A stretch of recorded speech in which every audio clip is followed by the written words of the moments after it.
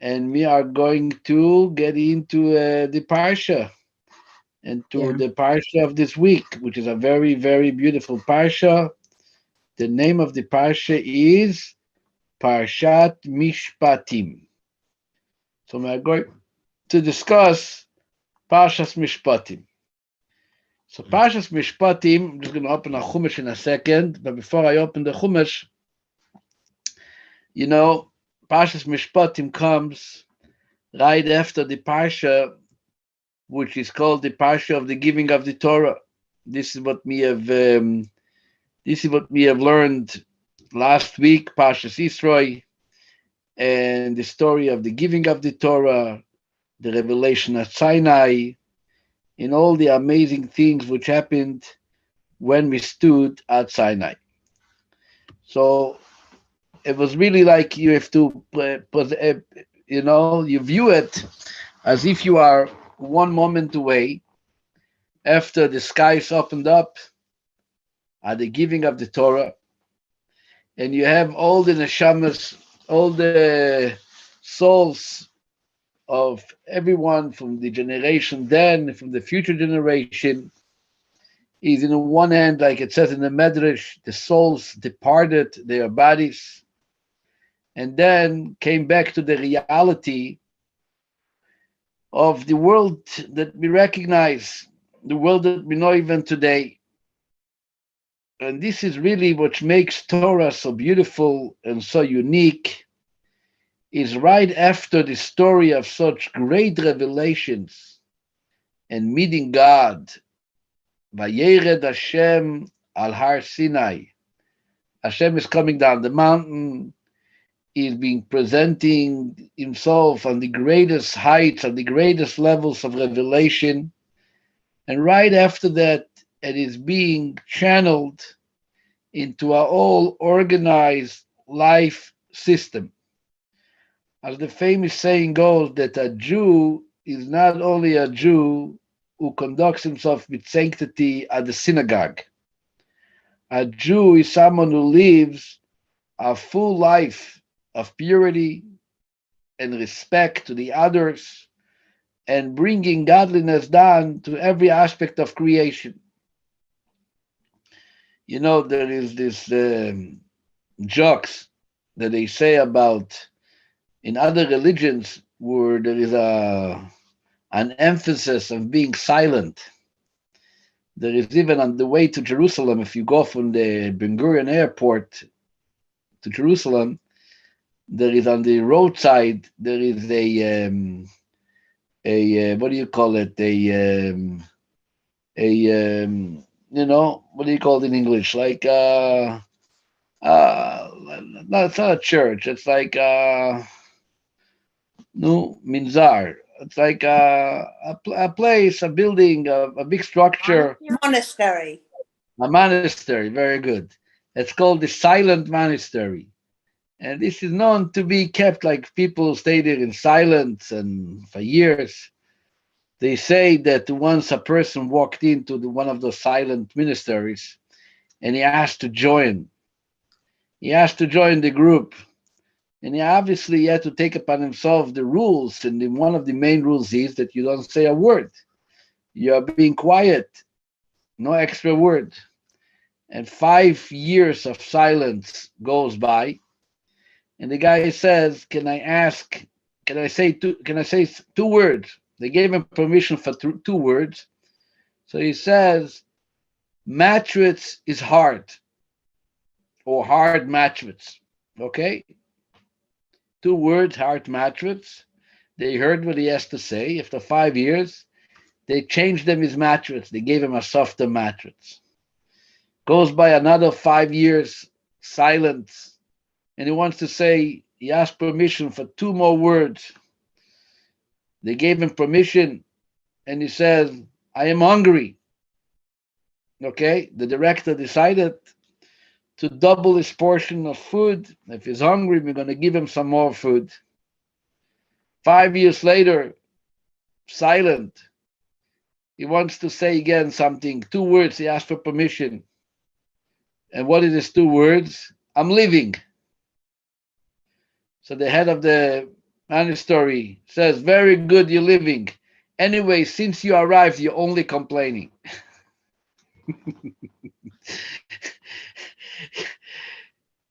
In Judaism, there is no concept of being silent. The whole idea of Parshas Mishpatim, the whole theme of this week's Parsha, is really the story of taking the entire excitement of Sinai and the revelation of Sinai and to bringing it into day-to-day life. And we can really sit there all night and even tomorrow and share examples and discuss them and elaborate how in this week's Parsha you see this concept more and more in the sensitivity and in the relationship that one has to have towards others. But I'm going to start at least now. We'll see what time allows us till the end of class with one theme, and maybe we'll get into a few other themes. One of the so-called central stars, actors in this week's Parsha is the Ganev. Ganev in Hebrew means the thief, the one who stole. And the Torah gives us a new concept, which is called kefil. Kefil is to make sure that the one who stole money has to pay double. Basically, the way the Torah describes it, if let's call it by name, Reuven. So Reuven received an object from a friend of his, from Shimon, and Reuven was asked to watch over that object. And when it came to pick it up, Shimon is asking for the object, says Reuven, you never gave me anything to watch for. He denies the fact that he was granted something to watch. Or a similar story, somebody is middle of the night going into his friend's house. His friend is away, he's on vacation, and he steals one of the belongings from that house. So when it's being confirmed that the person denying the object is a liar, he actually stole it, or when it's being confirmed that the person walked into that house trying to steal someone else's property, says the Torah that not only is he going to have to pay for the original value of that stolen object, but he's actually going to even have to pay double that value. That's a special fine, which the Torah calls that kefil. Kefil in Hebrew means double. But then comes this parsha, and that's an even more interesting law regarding the thief. And if you want to look it up, at chapter 21, verse 37, in this parsha, 21, verse 37. And this is what the Torah says. I'm going to read it for you and translate. Ki ignov ish shoyroise. When a man will steal an ox or a sheep, utvachoi oy machoroi, and slaughters it or sells it. Chamisha bokor yeshalem tachas hashoer. He shall pay 5 cattle in place of the ox, ve'arba tzoin tachas haseh, and 4 sheep in place of the sheep. So clearly, you stole an ox, you stole a sheep, and you slaughtered that in order because you want to benefit from the meat, or you sold the ox and sheep to others, then the fine is not just a fine. The fine gets doubled and tripled. You pay 5 times the amount for an ox, and you pay 4 times the amount for a sheep. And this is specifically having to do with an ox and sheep, not other animals, and not other utensils.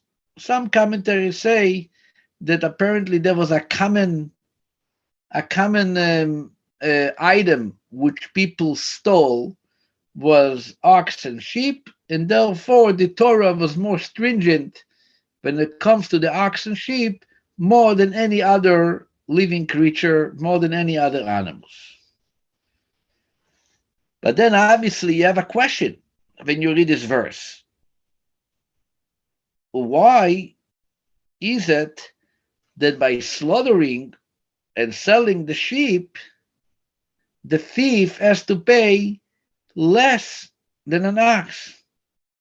He's basically gaining 20% less than the fine which the same thief would have been given by slaughtering or selling an ox.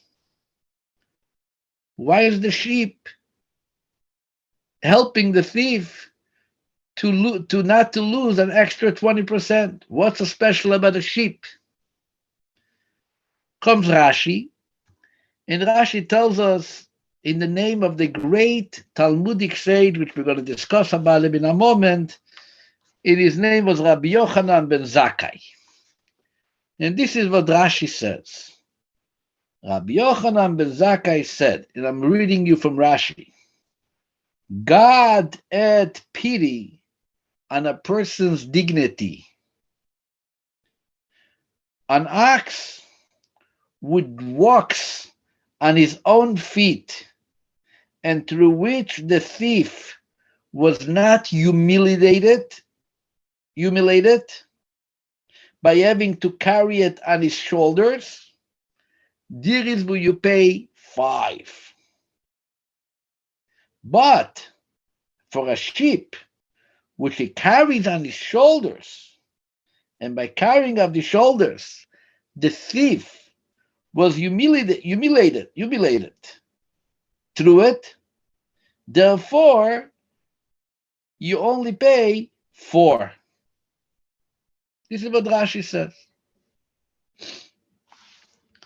Very interesting. You look on this Rashi, and you don't starting to understand what is going on here. Rashi says, stealing sheep is a very embarrassing activity. This is not dignifying. It's not dignifying. This boy, humiliated through it. You are being humiliated by stealing a sheep. The sheep walks very slow, and by walking slow, the gun of the thief needs to carry it on its shoulders, and therefore the thief is very embarrassed because everybody sees them schlepping a stolen sheep, schlepping a sheep on his shoulders, and the Torah is considerate about this embarrassment that the thief is going through, and therefore reduces 20% of the fine. But basically, in other words, let's give respect to the criminals. Let's be respectful to the criminals. Nebuch, they stole and they had to schlep it around, and therefore, me going to be respectful, and we are going to only ask him for 20%. This is what Rashi says in the name of the great Talmudic sage, Rabbi Yochanan ben Zakkai. Now, you read it, and you wonder what's going on here. A lot of times when you see Rashi, who is really the teacher and the ultimate teacher to give us and try to feed us the verses in the most understandable manner, when he quotes an explanation in the name of a certain rabbi and he quotes it by name, a lot of times you will identify the insight of Rashi's explanation through trying to go through the life story or other teachings of that very same rabbi. And here the rabbi is Rabbi Yochanan ben Zakkai. Rabbi Yochanan ben Zakkai. So we have to analyze a little bit Rabbi Yochanan ben Zakkai. But before I go there, the obvious question, which I want to just emphasize the question so it should be clear, because it's a very important question. Why do we care of the dignity of the thief? You can tell him simply, don't steal, and you're not going to have to be embarrassed. Imagine, I'm thinking my own imagination. Imagine a thief is climbing through the window, over the fence, and he ripped his pants while he was doing it, which is a great possibility. Climbing through a window, lifting up your legs, trying to schlep yourself through, you're probably going to rip your pants. Comes to court, and the thief say, hey, judge, please give me a credit for the fact that I was very embarrassed to walk around with torn pants.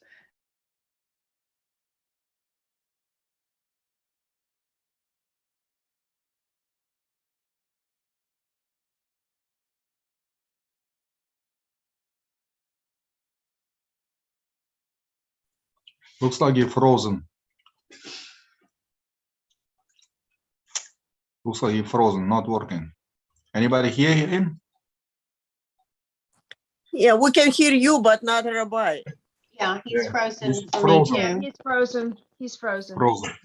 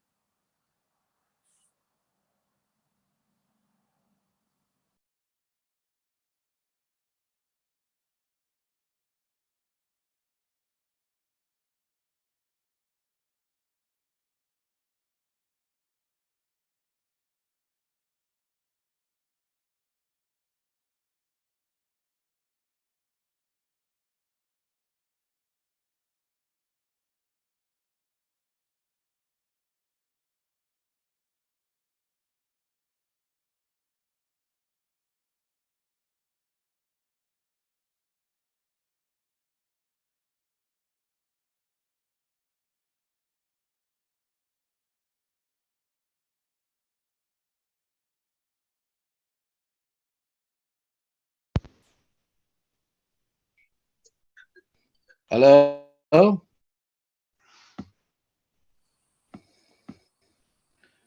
Not sure what happened. Something went wrong? Yes, you froze and then we couldn't hear you. Oh, where am I holding? Where am I holding?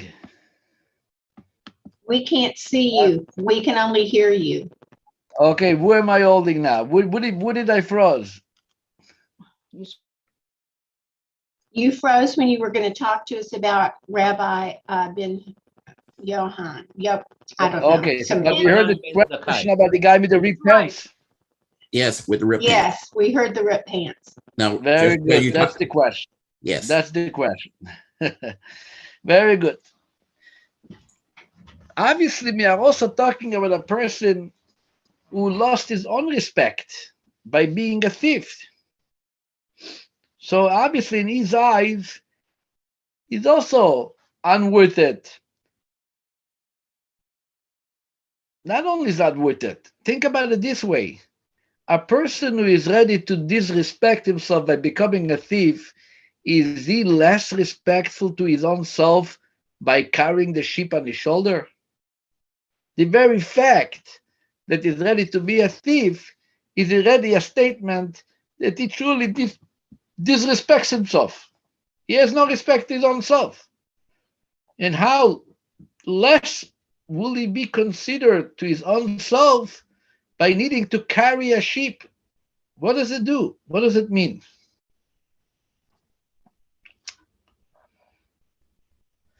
So really here comes a very beautiful insight which is shared by the Rebbe when the Rebbe spoke about Rabbi Yochanan ben Zakkai.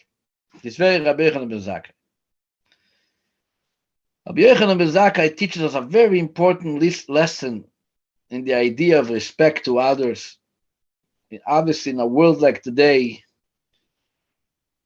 with the social media and the WhatsApps and the groups, it's a good, appropriate time to try to go back to the original traditional sources which teach us about the concept of respect to others.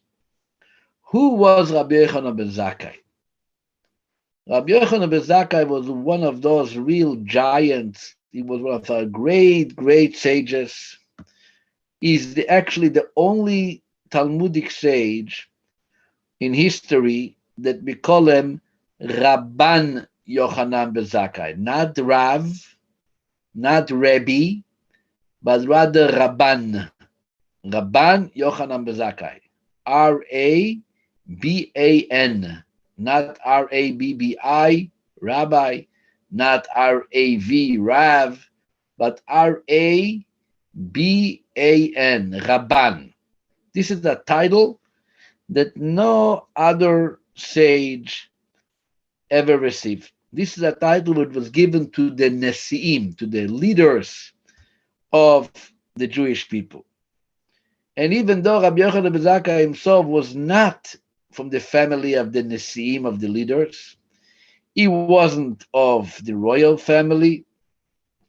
He was actually the so-called the one who organized and established the newly revived Jewish nation in the difficult times which came through and after the destruction of the Beis Hamikdash, of the temple. This was a time when everybody lost their emunah, lost their faith. He was the one who carried on his shoulders the leadership and the vision for the day after. He created an academy called Kerem de Yavne, which is the cradle of the development of the oral tradition. And I'm sure if you're going to Google his name, Rabbi Yochanan ben Zakkai, you're going to find a lot of interesting enactments, institutions, which were all contributed to this very important factor, reviving and reestablishing and reorganizing the people as a nation through and after the destruction of the first temple. He was like the Rebbe, the ultimate Rebbe in that most difficult time. Very visionary, very scholarly, and the one is really in charge on the revival and the survival of Am Yisrael as a nation really comes from Rabbi Yochanan ben Zakkai, which according to the Talmud, he actually lived 120 years like Moses. He was living the same life as Moshe, 120 years, with some of the years he was learning, in some of the years he was teaching, but always very involved, and you're going to find them, like I said, you don't need to, if you want to look for something nice to spend a cold night and Google him, you can Google Rabbi Yochanan ben Zakkai on Wikipedia, whatever it is, and you're going to find a lot of interesting stuff. I see some of you are already taking out their phones. Not now, later. It's okay, do what you need to. And this is Rabbi Yochanan ben Zakkai. Regarding Rabbi Yochanan ben Zakkai, the Talmud actually, in Brachot, page 17, tells us the following observation about Rabbi Yochanan ben Zakkai. Know what the Talmud says? Omru olav al Rabbi Yochanan ben Zakkai, it was said regarding Rabbi Yochanan ben Zakkai, shelo igdimoi odom sholom me'olam ve'afilu nochri shebeshuk. no one ever had the opportunity to greet him first. He was always the first greeter for every person that he met, not in shul, every person that he met on the street. And as the Talmud says, this refers to Gentiles as well. Rabbi Yochanan ben Zakkai was walking through the market, and he's obviously walking with all entourage of gabbais and scholars and students, which are trying to hear and to learn from him as long as he's making his way home. And here there is a person on the market, whether a Jew or a non-Jew, says the Gemara, he tried to get your attention, Rabbi Yochanan ben Zakkai. He had realized that he was already given that attention before you had a chance to mix in. Rabbi Yochanan ben Zakkai already identified that individual, and he already greeted that individual before that individual had a chance to say hello. He was always saying the first hello to every single person in the street. Rabbi Yochanan ben Zakkai.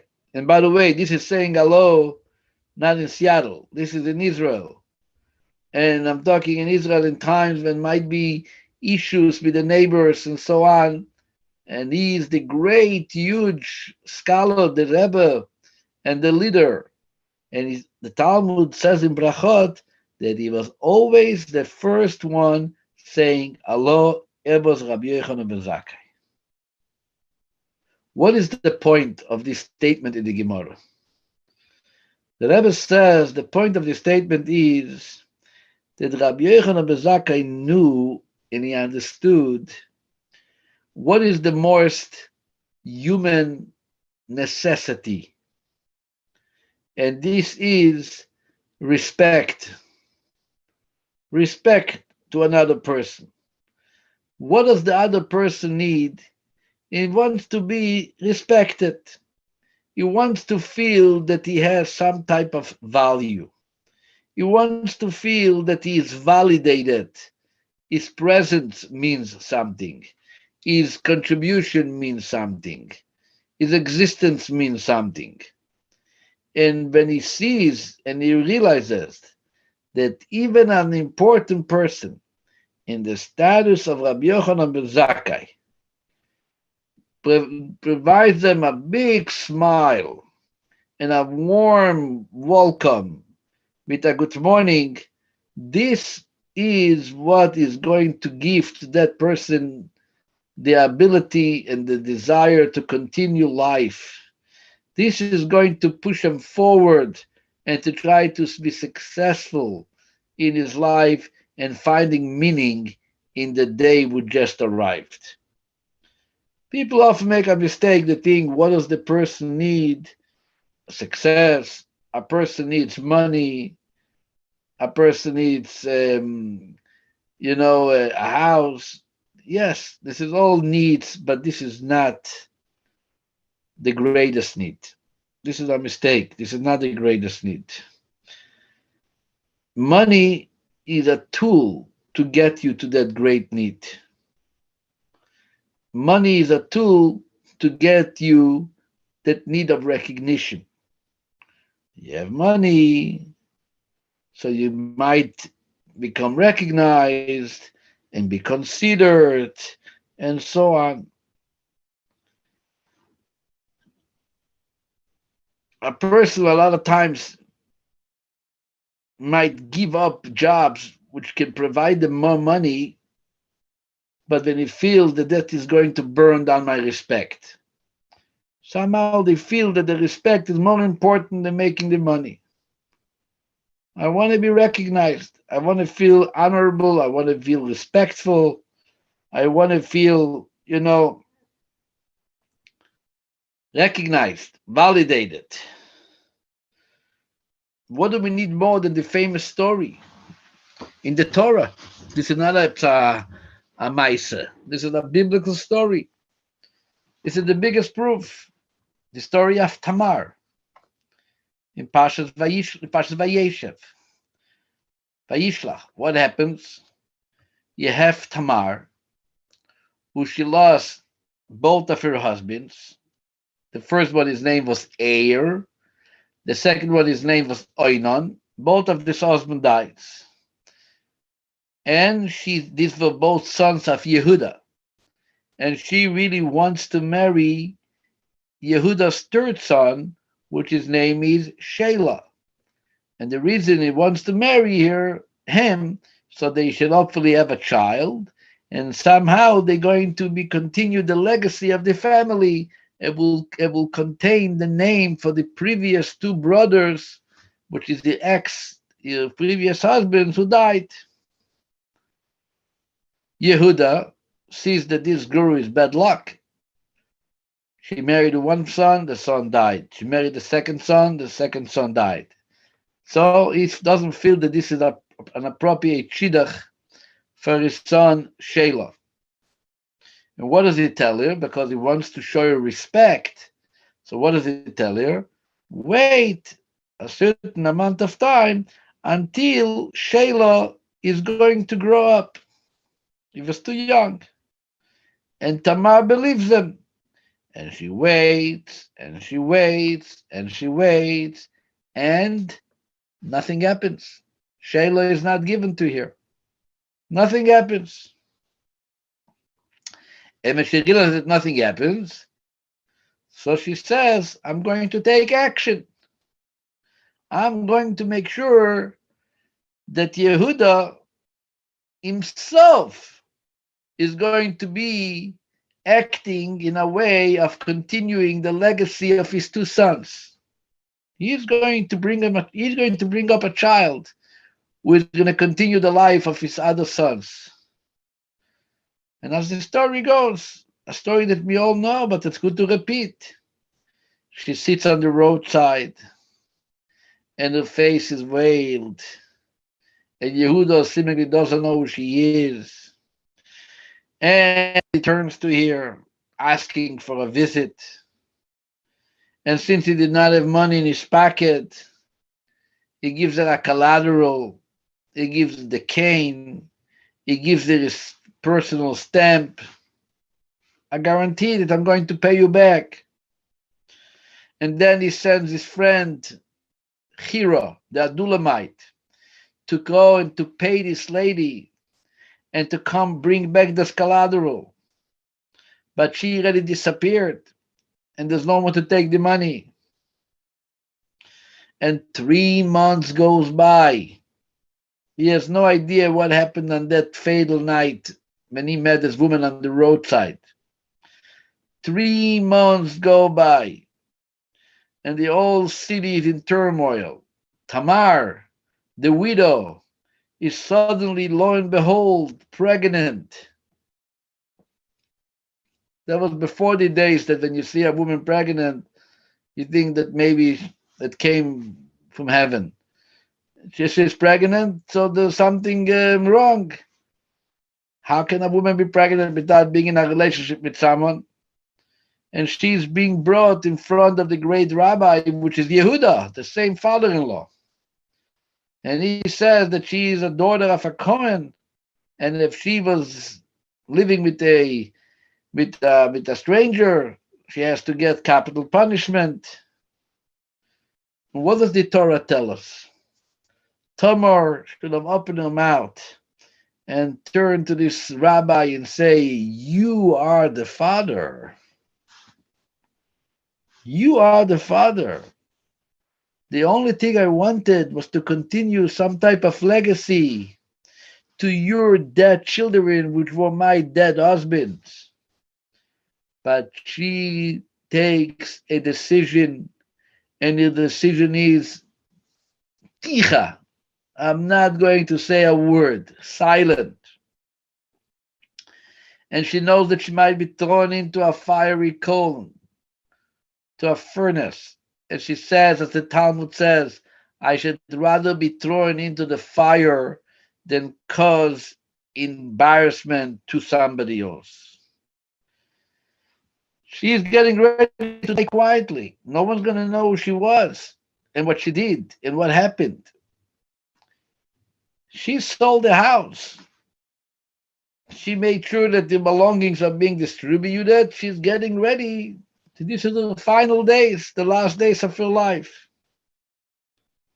Comes the morning when she's about to be burned. She does a modest test to cause Yehuda to admit to what happened. As she's making her way to the town square, which is going to be burned, she tells the taxi driver, the Uber driver, that maybe she wants to drive by Yehuda's house. I want to cast a little peckle. I have a little bag with some stuff I want to put next to his house. And Yehuda receives that morning the stamp and the cane. Whatever he gave that woman all those months earlier, he sees now that he is being placed in front of his house, and he realizes exactly what's going on. He realizes exactly what's going on. And with such strength, he says two words, Tzotka mimeni. She is right. As for me, I am responsible.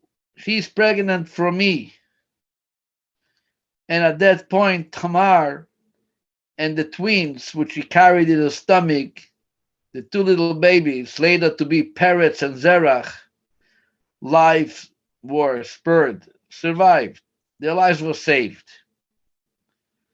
And the Gemara says, why did she do it? Why was she ready to die and not to embarrass Yehuda? What was wrong with her? Why couldn't she say, Yehuda, don't give me any trouble. Let me tell you what the story was. Because the Talmud says she knew the secret. To embarrass someone, that means to kill him. Listen to the words. To embarrass someone, it means to take his life. You can kill somebody with a revolver. You can take a gun and take someone's life. And you can take someone's life just by using the keyboard. The keyboard in front of you, the keyboard of the computer, the keyboard on your cell phone, on your iPhone, is the weapon that you took someone's life. When she restrained herself from telling the secret about Yehuda, she basically realized that to reveal the embarrassment of Yehuda, it means to take from Yehuda away his reason to be alive. Not only that, Yehuda is going to die every day. She might die once, thrown into the fire and over. But every day is Yehuda going to be dead, walking in the community, knowing what was being told about him and how he was uncovered in front of the entire community. This is the story of Yehuda. And that's what the Talmud takes exactly that statement. How important it is to watch someone else's dignity. Comes this week's Parsha, Rabbi Yochanan ben Zakkai. Rabbi Yochanan ben Zakkai takes it even further. He gives us even a greater novelty into the subject. He takes it to another step. Rabbi Yochanan ben Zakkai says, you know what? There is no such a thing, small respect. There is no such a thing, little bit of honor. There is no small respect. Every little respect to another person can really change his life. There is no such a thing, little embarrassment. You say, the Ganev, the thief, little embarrassment, carried a sheep on his shoulder. The fact that he was embarrassed, even if it was so minimal, is something that you cannot live with, and that has to be protected. Rabbi Yochanan ben Zakkai goes even further. Rabbi Yochanan ben Zakkai says there is no such a thing to say, oh, the person is a thief, he lost his own respect. He doesn't respect himself. No, there is no such a person who doesn't care what people say about him. A person who doesn't respect himself is a person who has no life. And every person who is alive wants to be alive. People make mistakes. People give in to their evil inclinations. But at a very quiet moment between the person in his own self, that person is really broken-hearted, knowing and recognizing the mistake he made.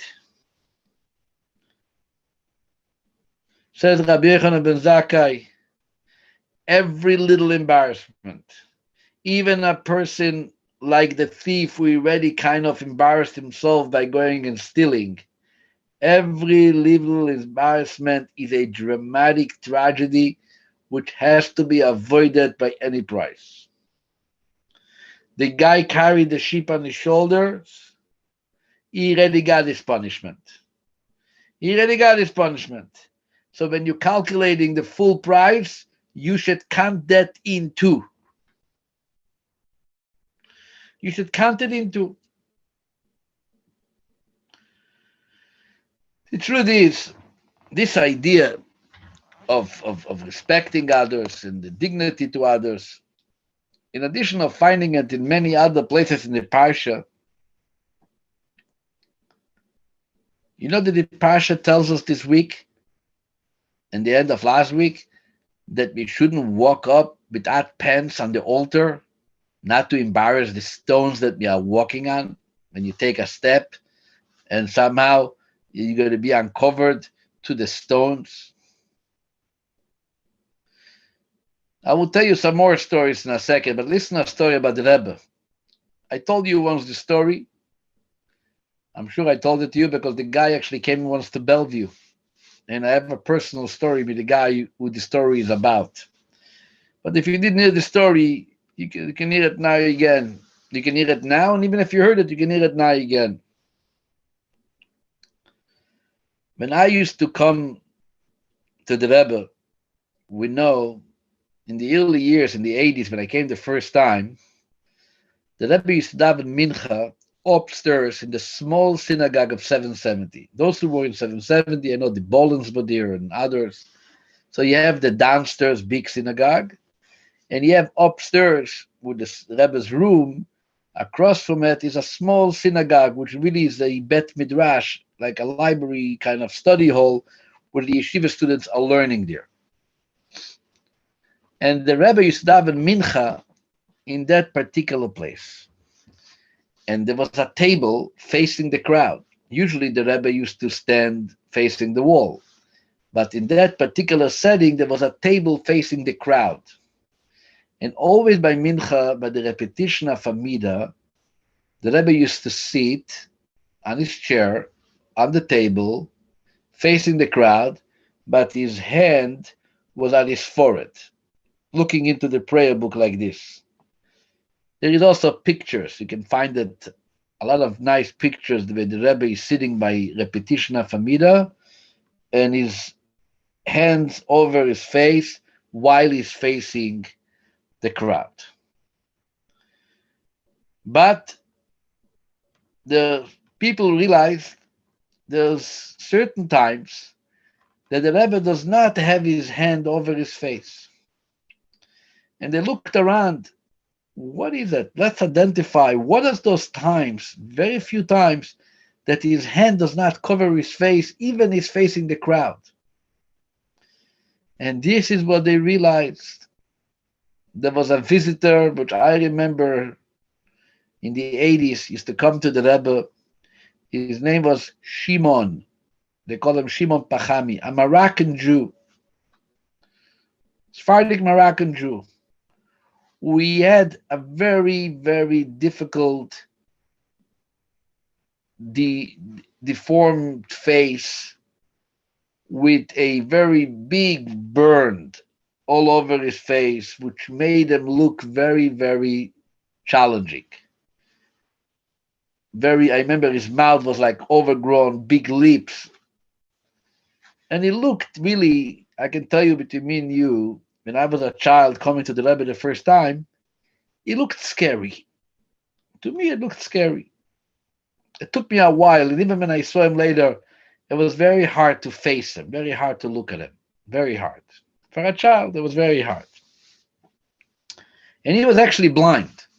He used to walk with a stick, which blind people are walking. And they realized that every time this Shimon davens prays upstairs with the Rebbe, that's the times that the Rebbe does not put his cover on his eyes. Why? Shimon was probably wouldn't even notice it because he himself was blind. But never should anyone think that the eyes are covered because the Rebbe feels like, maybe I don't use the word disgusted or uncomfortable to look for such a difficult face. And it would perhaps lead one feel a small, tiny sense of disrespect. So all those times when he came into synagogue, the Rebbe's eyes remained completely uncovered. Completely uncovered. Which, by the way, I had a story with this Shimon. Just maybe half you remember this story. Well, this goes back years ago. I got him one night a knock on my door in the house in Chevy Chase where I live in Bellevue. And lo and behold, this guy Shimon is standing by my door. Wow. This like gave me such a flashback. What is going on? He came with a guy who helped him, and he was basically fundraising money for his own family. He got married. I remember he got married. He got married to a very interesting lady. And apparently this woman who got married became disabled on her feet after giving birth to a child. And he was raising money to redo his apartment in Israel, to build an elevator, and to make it accessible for his family to live. So he himself traveled, he came to Seattle, and he came, there's a Chabad rabbi in Bellevue, he came to collect money by me. I was so overwhelmed to see this old face that I remember from 770 and seeing a person in his character to schlep himself to raise money. And the rabbi of Migdal Emek, not a Chabad rabbi, even called me because he wanted to confirm with me as if I needed it that is legit. So the rabbi of Migdal Emek, Rabbi Grossman, a famous rabbi, he called them. He was on the phone with me to tell me that yes, anything you can help him. He needs the help to build this house for his wife, and it gave me the whole story. I was so overwhelmed, and believe me, it's not that I had any extra money in my account, but I wrote him from the Torah Center a check, $770. I felt I will somehow get it back. People would be happy to participate. It's always a big amount of money, even today, but when I gave it to him, it was even bigger than the value of $770 today. I gave it to him, very happy. And then I'm thinking to myself, Rabbi Farkash, you are, everybody has his mission in life. You're not in the world of donors. Who gave you the right? And what are you writing $770 checks for charity? People help you and they give money to the Torah Center is to support the needs of the community and to develop it and take it to the next stage and to make it grow. But you're not you're not in the world of philanthropy. Just went through my mind. Believe it or not, the next day was a Wednesday night. which I came up to the Torah Center in the old building to give the Parasha class. And a guy which wasn't a regular came once in a while. And I never asked him for $1. After class, says, Rabbi, I want to give you some help with the Torah Center. He gives me a check, and he writes me a check for $770. This is the next day. And I was really like, whoa, this is like Shamayim. This is straight from heaven. And I asked this guy, he's not a guy who comes around Simchas Torah. He doesn't know that we do 770 fundraisers. I asked him, what made you think to give me this number? So he says, because I see that many times you speak about the importance of the Rebbe, and when you talk about the Rebbe, you talk my days in 770. So I know that this is an important number for you. So I realized right away that Hashem was very happy that I gave this Shimon $770. And if I was worried that what gives me the right, now I'm going to take everything to go and make other people crazy to give me some money so I can fill up the account again, right away I got my 770 back and said, you did the right thing. This is just a story in parentheses.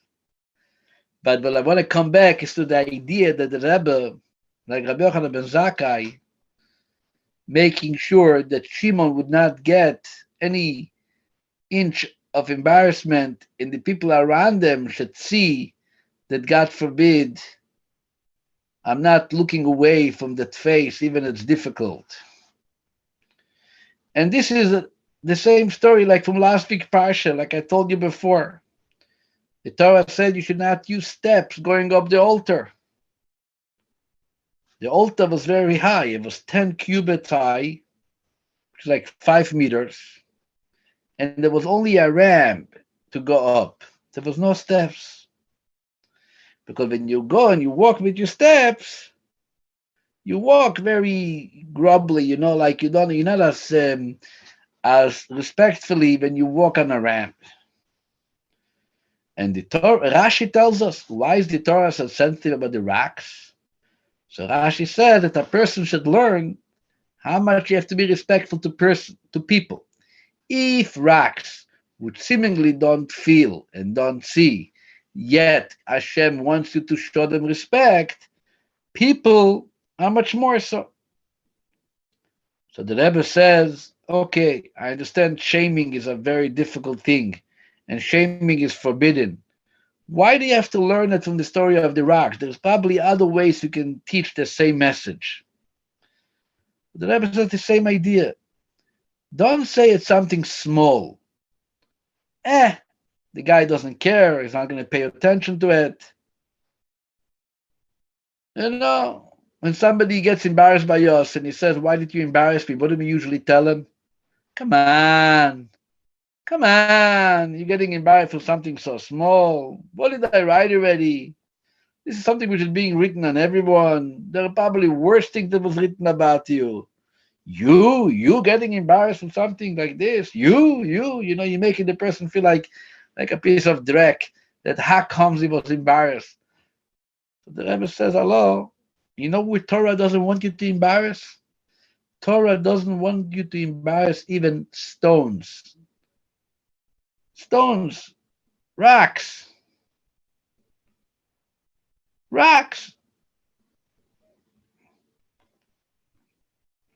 You know that on Shabbos, when we make Kiddush, the challah is covered. You know why the challah is covered? Why is the challah covered? So there's a famous story about the manna. The manna was covered, the challah is covered. But there's yet another reason what the Shulchan Aruch says. Not to embarrass the challah. How would the challah get embarrassed? And why would the challah get embarrassed? Because usually the blessing on challah really comes before the blessing on wine. Challah gets the blessing on motzi, and wine gets the blessing on geffen. So bread comes before wine. But on Shabbos, we have to make Kiddush before our motzi. So then the Chal is going to look and say, how come I'm coming second? So the halacha says, cover it up. Make sure the Chal doesn't see the wine. I guess Chal can only see but not hear because she hears the Kiddush. I never understood that part. But anyway, at least the very fact is that there is this consideration even to challah, even to rocks, even to a ganef, to a thief, who schlepped nebach, in quotation mark, the sheep on his shoulders. And this is what the story of Sinai is. You go straight from this great, unbelievable revelation last week, and you come down to the so-called nitty-gritty, the small stories of life.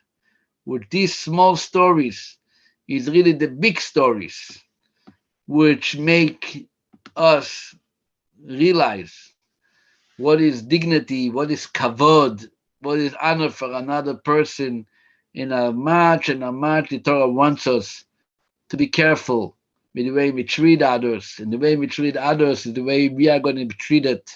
And the way we treat others is the way Hashem is going to treat us and give us back the proper respect that we deserve to come out of this difficult gullus and to be welcoming the holy times of the coming of Mashiach. Let it be speedily in our days. Amen. Thank you very much for the opportunity to share. I'm going to be back home, God willing, tomorrow afternoon in Seattle. Come join us for Shabbos. I'm sure you saw the advertisement about this big welcoming back Simcha event. We're bringing back joy. That's what the title is. We promised we're going to do it. We are doing it in a month from this Sunday, February 27. By then, everybody's going to celebrate already. But meantime, enjoy the rest of the night and the rest of the week. Have a good Shabbos, everyone, and only good news. It's very cold here in New York. You're lucky now in Seattle. Freezing. I'm telling you, freezing. Freezing. I walked 2 blocks from my brother's house to 770 to pray the afternoon Mincha Ma'ariv. Whoa, I thought I'm going to go out one more time tonight. I'm staying home. I'm not going anywhere. Really, really, really cold. So sometimes Seattle, I heard it was a nice day in Seattle today. That's what they said. When I left the airport yesterday, I made sure to lift up the smoke along with me. Not the smoke, the what do you call it? The Fog. no, The fog. Fog. Fog. A fog. the fog. So the fog was lifted up also, I understand, for today, right? Enjoy it. And let's enjoy life. Thank you very much. I'm going to let you for praying. I'm going to leave the meeting. I have to do one more thing before it gets too late.